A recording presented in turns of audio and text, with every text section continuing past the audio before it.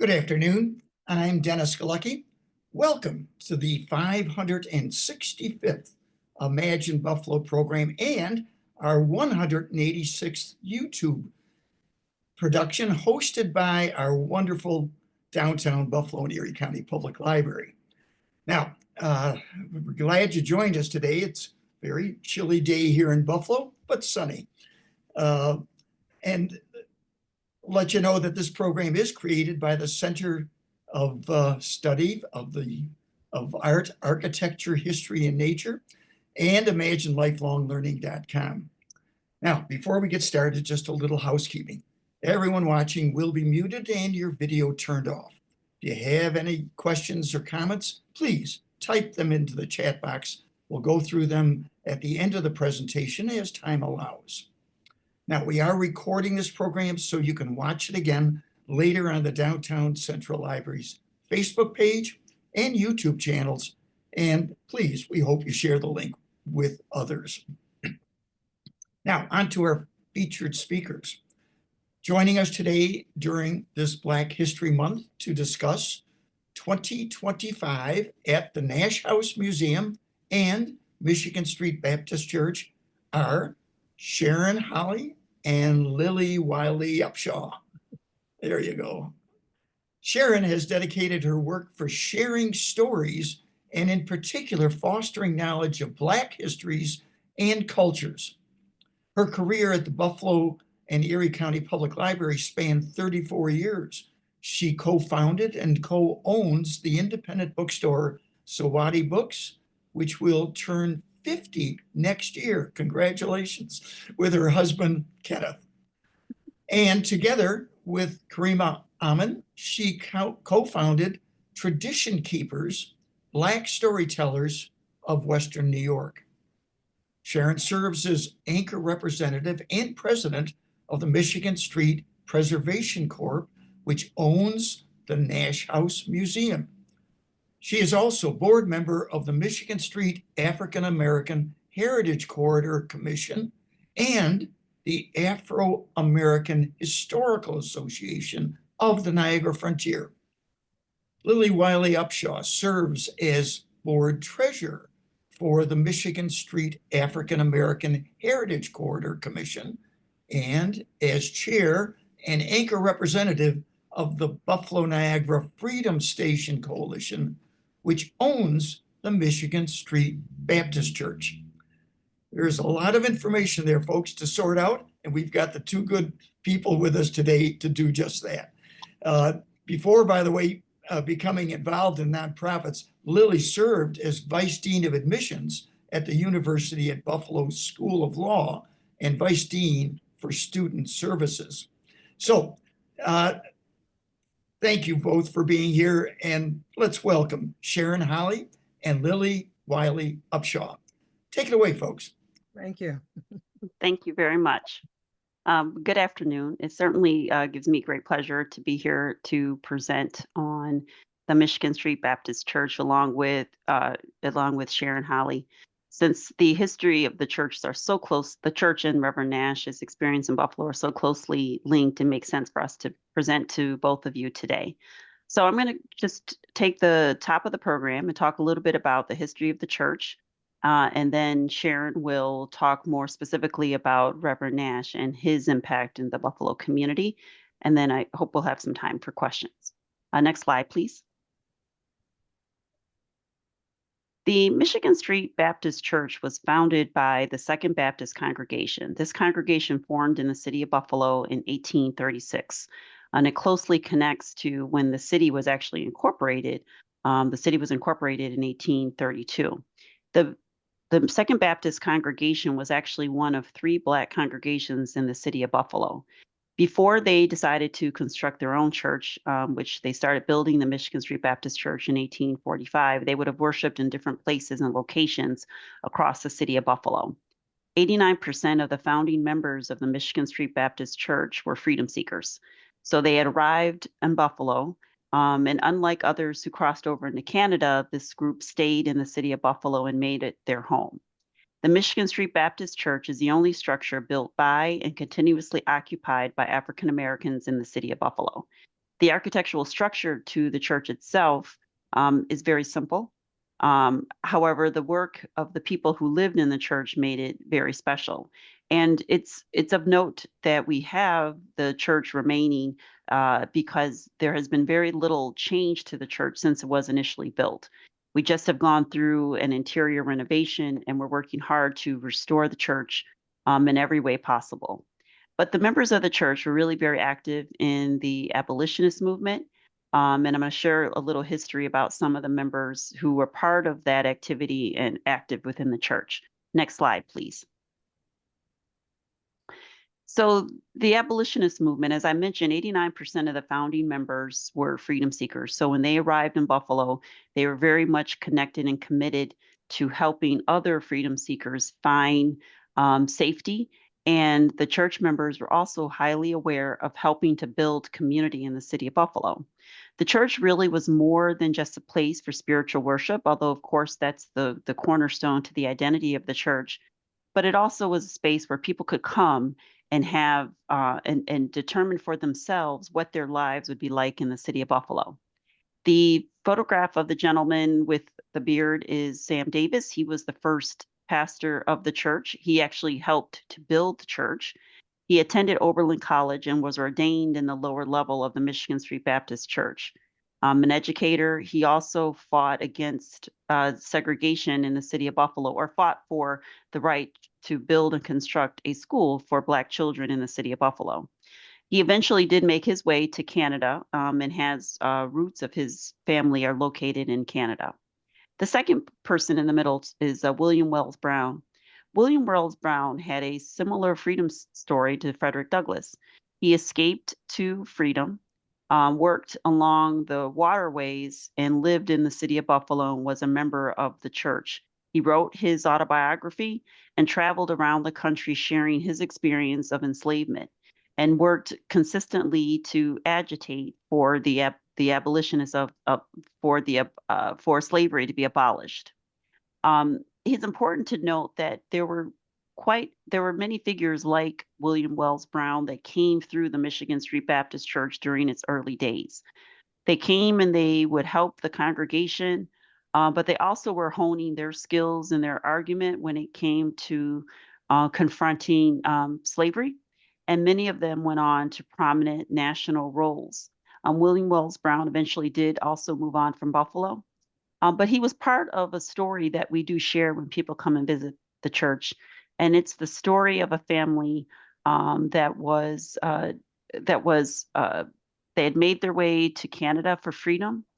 There was a fugitive slave catcher that came into the city of Buffalo, snatched the Stanford family from Canada, and was on their way of taking them south. A violent confrontation ensued that went all the way down to Ferry Street until the supporters were able to get them back on a boat and safely to Canada. We know that this story exists because it was documented in the newspaper at the time, and William Wells Brown wrote about it, as well as other people who were witnesses to that event. So the city of Buffalo was really a hotbed for activity around the abolitionist movement, and the church was really a part of the home base. Many people knew that if freedom seekers arrived in the city, to go and get members of the Michigan Street Baptist Church, because they would help to either get them safely onto Canada, if that was their choice, or to help them stay within the city and find some safety and shelter. I also have a photograph on this slide of Frederick Douglass. Frederick Douglass spent quite a bit of time in the city of Buffalo the summer right after he gained his freedom. And he lectured here in the city of Buffalo. Interestingly, he came with another person. And the second person left because they didn't think that the residents of the city of Buffalo were interested in conversation around the abolitionist movement. But Frederick Douglass actually stayed here and spoke at various locations throughout the city. And each time, as he was developing his skills, he was drawing bigger and bigger crowds. So again, it's of note to say that that was a very strategic decision for Frederick Douglass to come to this area, to upstate New York, and start talking about the abolitionist movement, because again, this was just a hotbed of activity, and the church members were squarely in the center of that. Next slide, please. Now, Sharon will, of course, share more about Reverend Nash, but I have a photograph of Reverend Nash and Mary Talbert here. And Mary Talbert arrived at the Michigan Street Baptist Church in the early 1890s. And Mary married into the Peyton Harris family. And Peyton Harris was one of the wealthiest citizens in the city of Buffalo and a member of the church. He actually helped to buy the land that the church now sits on. Mary married his grandson and moved here to the city of Buffalo she was living at that time in Arkansas. She was also educated at Oberlin College and grew up in Oberlin, where her family had several businesses. Many people are aware of Mary because of the fact that there's a building in the street named after her at UB, but Mary was a fighter for women's rights and for civil rights. So after the Civil War, then we have a huge influx of the formerly enslaved getting educated and moving up and acquiring businesses, exercising their right to vote when they could. Mary was kind of a byproduct of that progress. She was able to go to college. She was able to actually work as a principal before she got married. And so when she came to the city of Buffalo, she was a very active in what we call the club movement. And the club movement were organizations by African American women that started off locally, but expanded nationally. Next slide, please. And through the club movement, women were able to come together, and they were excluded from white women's politics and conversations, but they came together as Black women and really employed self-agency to make a huge impact on what was happening around them. And through the club movement, Mary in particular, agitated against lynching. They helped women with if they were coming out of incarcerations, with building halfway homes.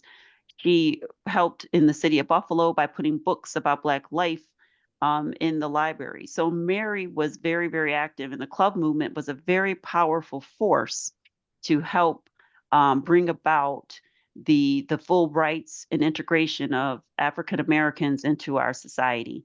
And Mary Talbert and Reverend Nash were colleagues in that battle. And so now I'll turn it over to Sharon to finish the rest of the story. Okay, thank you, Lily. And I'm going to talk about 1892, actually, is when Reverend Nash came to Buffalo. But before then, let's establish Reverend Nash was not a born Buffalonian. He was born in Virginia, in a place called Algonquin, Virginia. He attended school in Virginia. He attended college in Virginia, which started out as Wayland College in Washington, D.C., but later merged with a college in Richmond, Virginia, and became Virginia Union University. So Reverend J. Edward Nash, and the J stands for Jesse, but he always used the initial first J and then the middle name Edward and Nash. Born in 1868 in Virginia, graduated from college in 1892, and his first assignment as a pastor was to the Michigan Street Baptist Church here in Buffalo. So when coming to Buffalo, he was a 24-year-old single man. He lived in several rooming houses, or he was a boarder in several houses during that particular time. But in 1925, he moved into this house, which is now located at 36 Nash Street, which was renamed from Potter Street. It was renamed after Nash retired. So next slide. So in 1925, Reverend Nash married Miss Frances Jackson Nash. This is an early photograph of her. And this is when they purchased the home at 36 Nash Street. It's a two-family house, and they rented the downstairs of the house for extra income, and they lived upstairs in this two-family house. Next slide. So here's a photo of an elder Reverend Nash. And I want to say, too, because people say, well, he came here in 1892. How long did he pastor the church? Well, he pastored the Michigan Street Baptist Church for 61 consecutive years, which is a very long time to be a pastor at one church. But this was the period following the history that that Lillie just talked about. So he was not here during the Underground Railroad period. He came after that period. Next slide. So here is a photo showing a wax figure of Reverend Nash in the Nash House Museum, and he is sitting at his desk.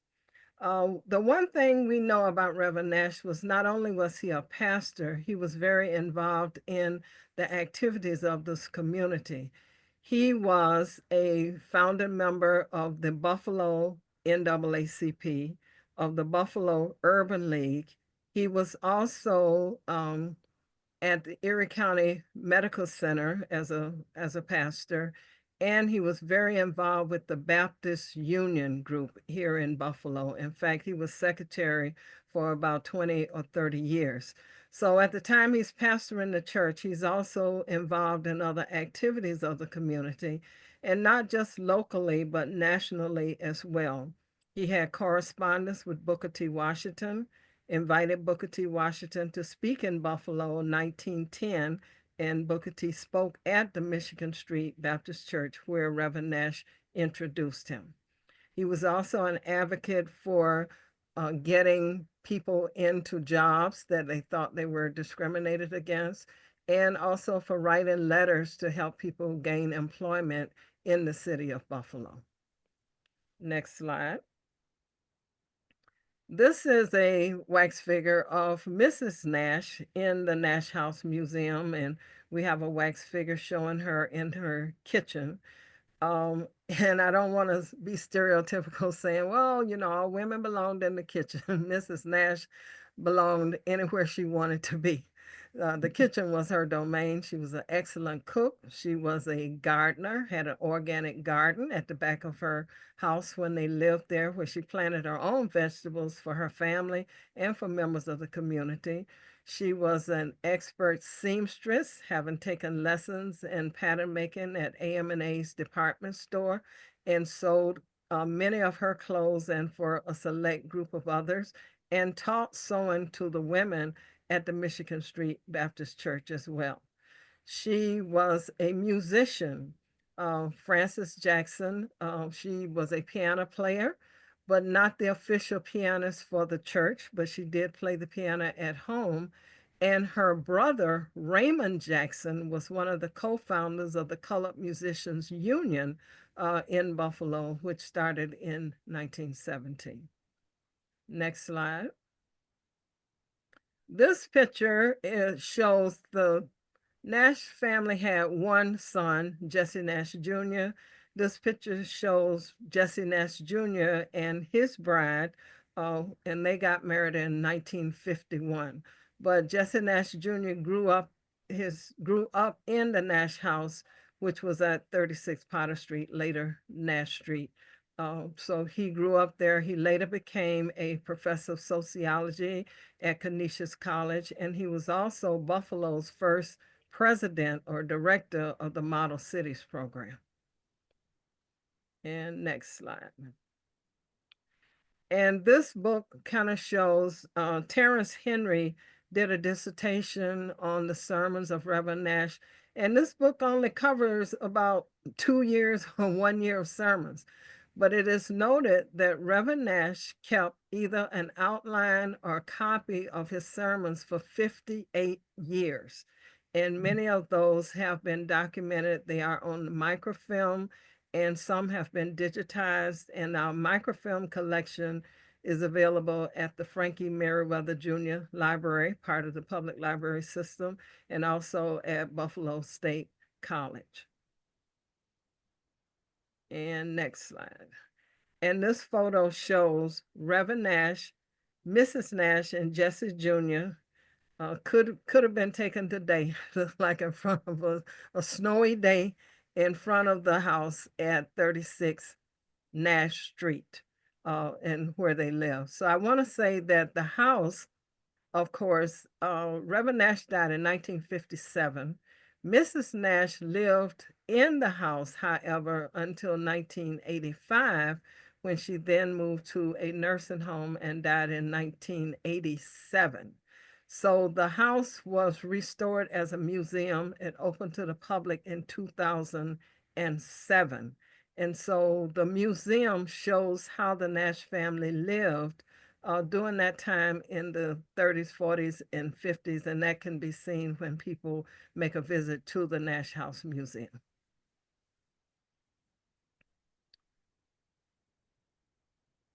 So I just want to say how fortunate we are, how grateful we are that both the Nash House Museum and the Michigan Street Baptist Church have been part of several things during Black History Month. One was the Together as One tour put out by the Buffalo African American Museum.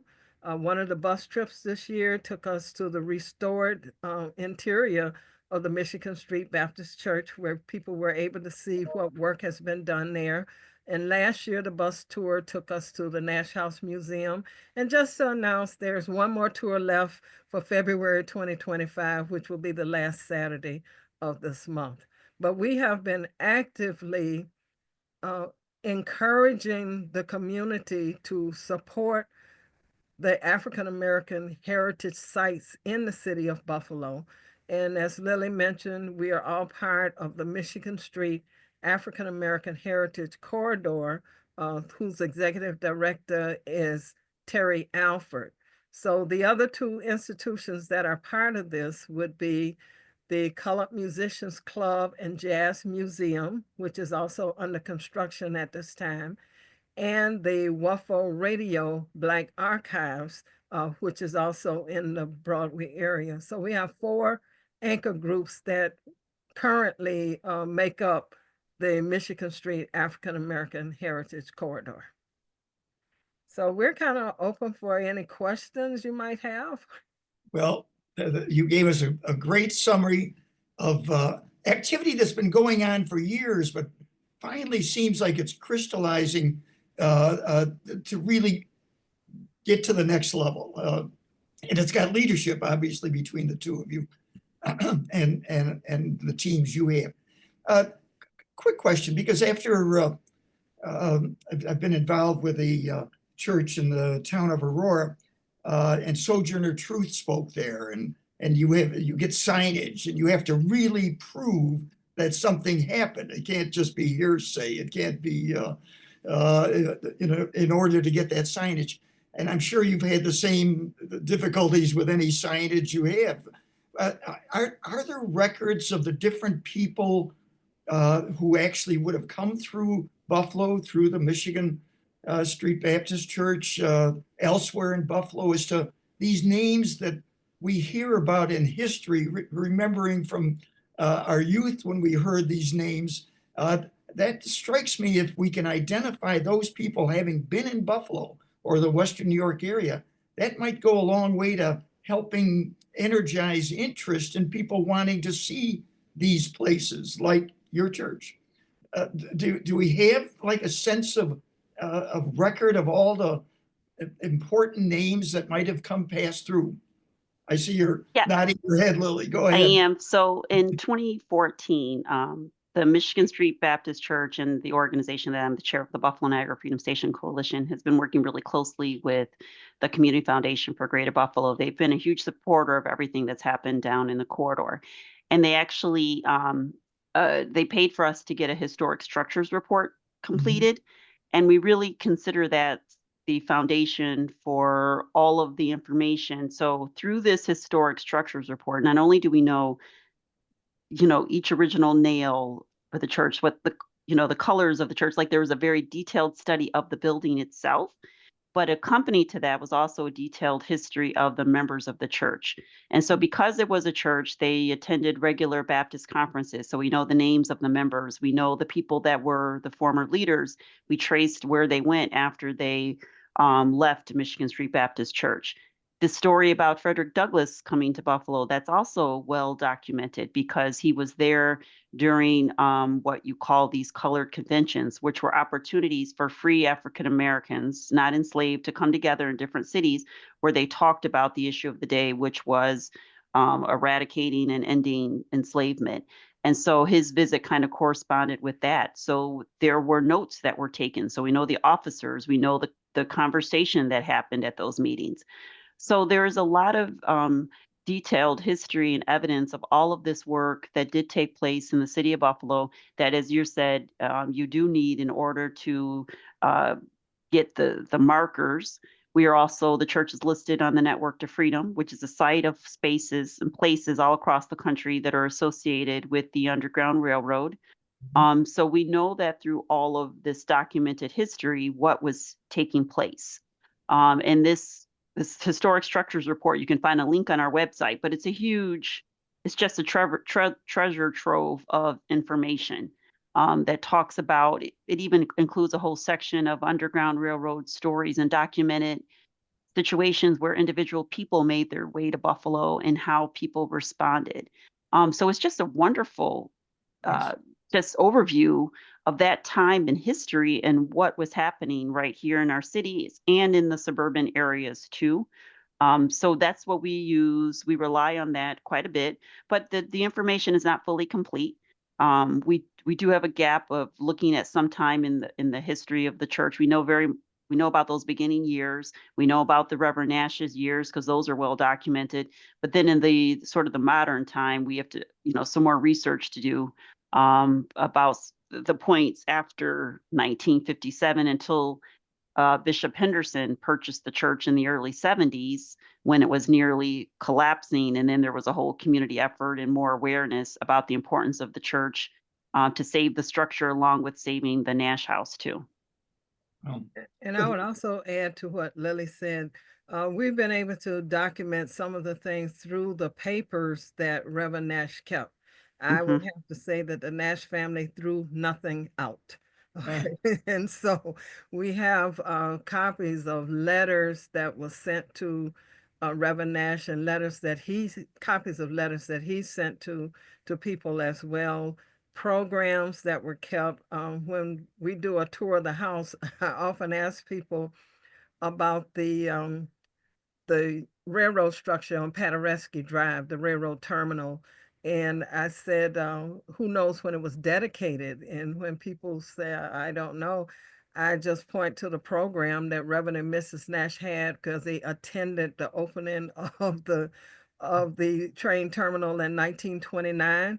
And every place that they went, they kept programs and some documentation that they were there and this what was happening at that time. So I'm not the historian. We're gathering the history, and we hope that the historians will be able to use some of this primary source material to do a more comprehensive history of African Americans in Western New York. Well, thank goodness they were archivists Yes. along with other titles, but and that people want to go ahead now and explore what they did leave behind. Now, how are we doing, Melissa, for questions? We have a few questions. First of all, really for Sharon, are there any Nash family members still in Buffalo? The Reverend Nash does have two grandchildren that are living in the Buffalo area and one granddaughter that is living in the Maryland area. Those are immediate relatives. And he might also have some other distant relatives that are in the Buffalo area.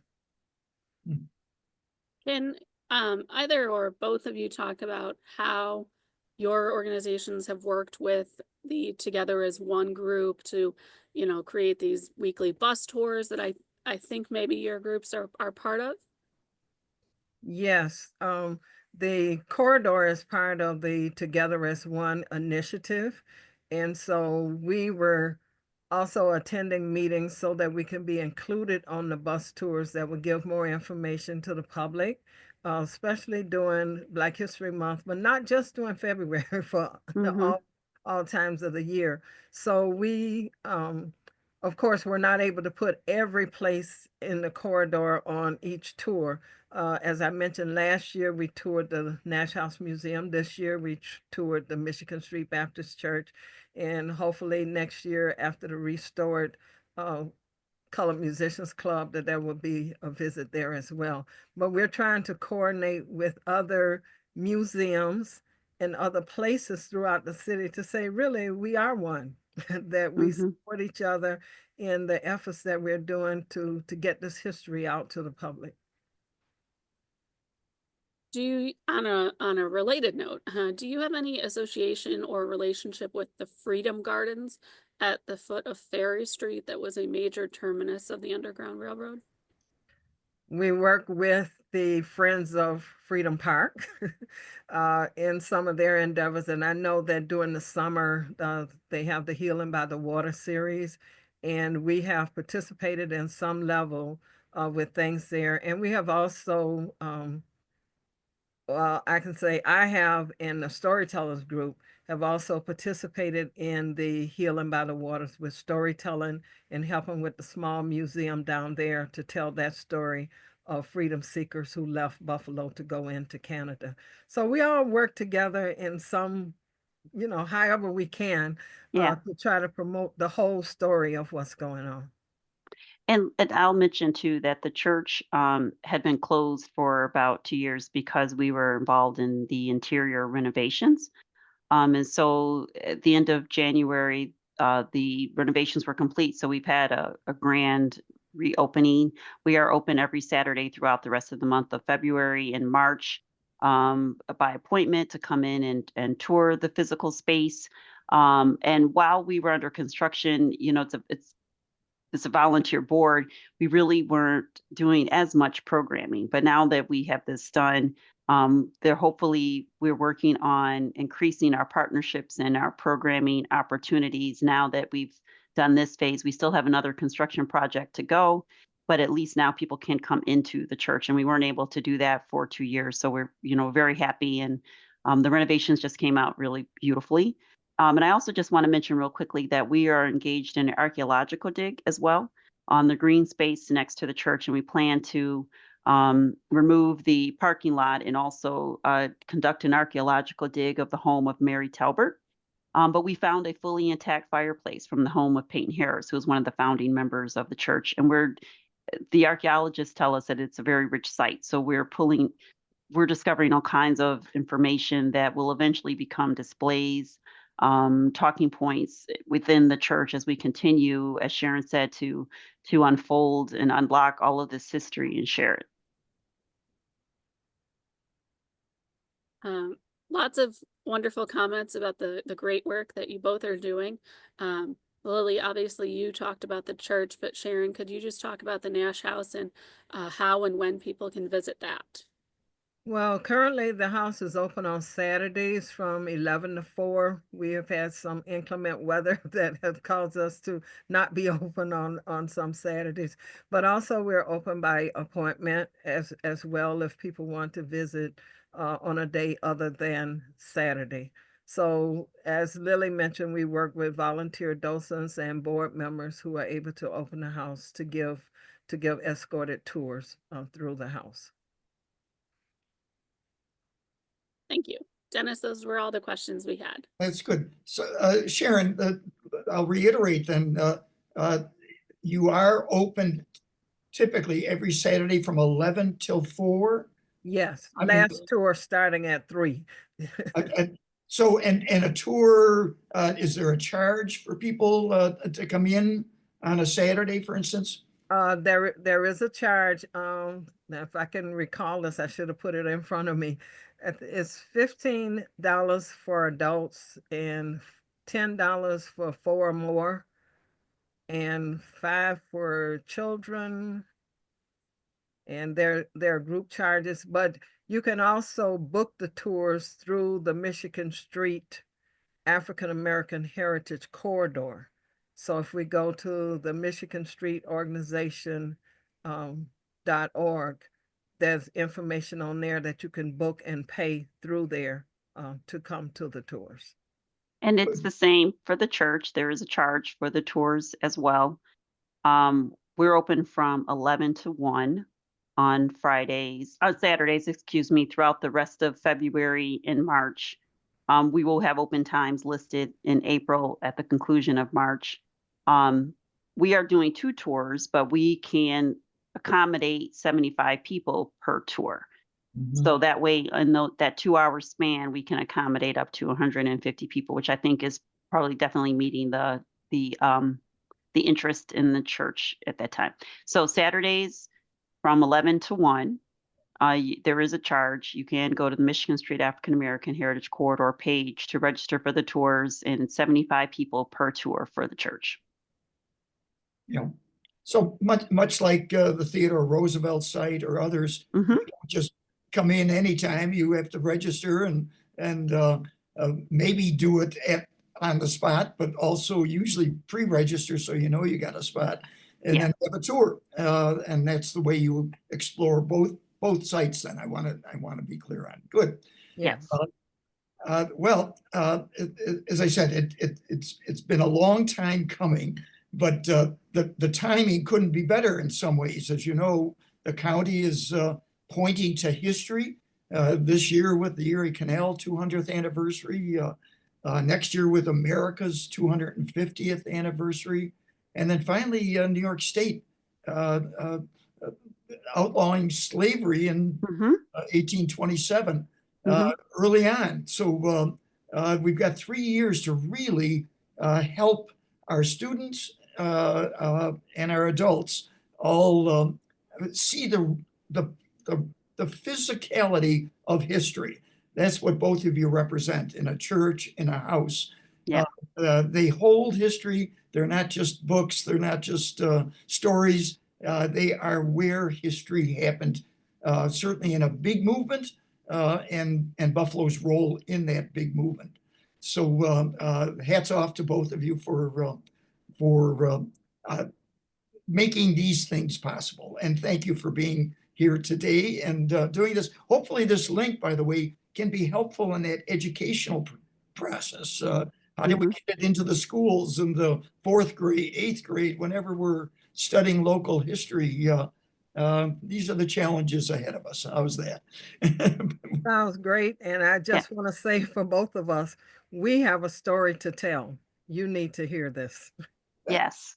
That's and Dennis, I want to mention too that this year is also the anniversary of the Niagara Movement meeting that took place here in Canada, but Mary Talbert and her husband were a part of that. So in July, we're linking up with our counterpart in Canada, and we're going to have programming in Buffalo and in Canada as well. So there you'll see some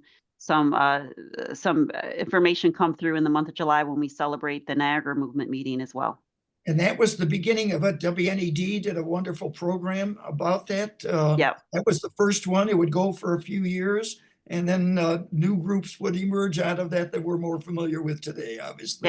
Exactly. Yes. So, but that's a strong special note here in Buffalo, and we ought to be proud of that. And, that's right. We will do the best we can, and I'm glad you did make mention of that.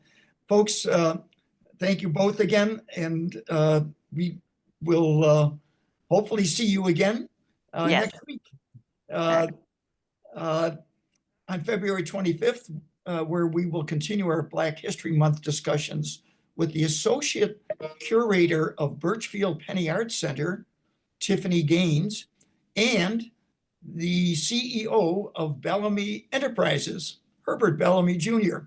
So we'll continue this very special month and hope you'll join us. I'm Dennis Galucki. Be well and good day. Good day.